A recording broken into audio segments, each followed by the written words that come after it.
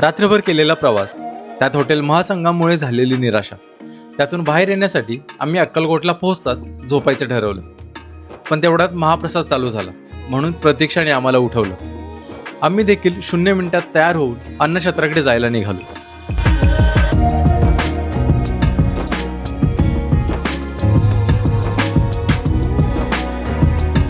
इथे अंदाजे दररोज दुपारी आणि संध्याकाळी 15,000 लोक महाप्रसाद घेतात आणि गर्दी बघून आम्हाला ते जाणवतही होतं.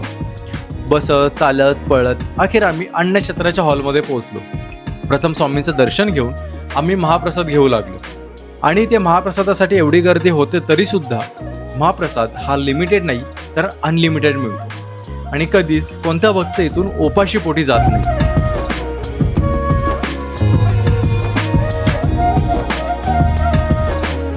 संध्याकाळी समाधी मठामध्ये जाऊन आरती करून बाळप्पा महाराजांच्या मठात दर्शनासाठी गेलो.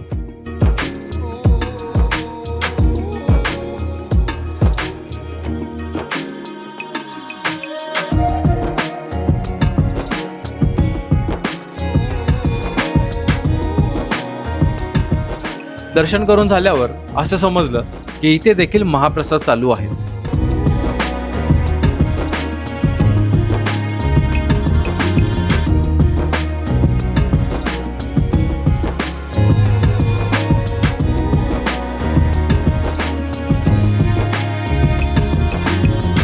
आम्ही आता ना बाळप्पा महाराजांचा जो मठ आहे तिथे आलो आहे आणि तिथे सुद्धा अन्नदान होतं आणि अनलिमिटेड म्हणजे जेवढं तुम्हाला खायचं तेवढा प्रसाद तुम्हाला मिळतो खायला.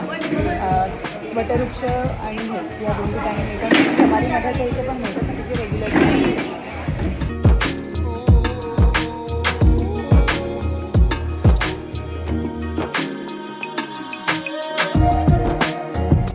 महाप्रसाद घेऊन स्वतःचं ताट स्वतः धुवून आम्ही निघतच होतो की मठात असलेली गोशाळा नजरेस पडली आणि या निरागस वासराला बघून आमच्या दिवसाचा शेवटही गोड झाला.